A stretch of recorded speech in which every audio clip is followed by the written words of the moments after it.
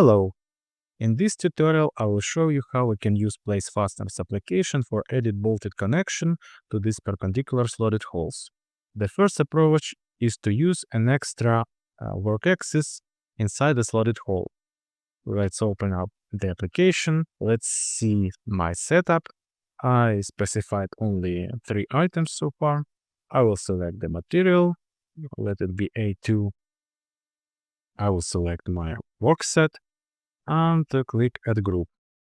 First, I need to select top edge, then bottom edge, and specify the axis. Fasteners are inserted, hit Apply.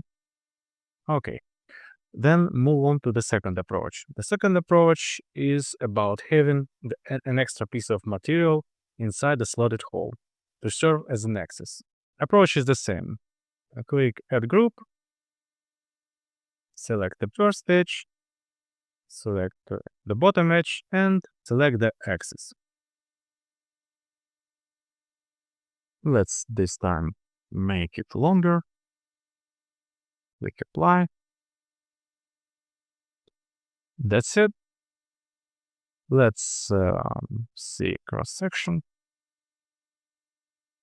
Looks fine. That's it.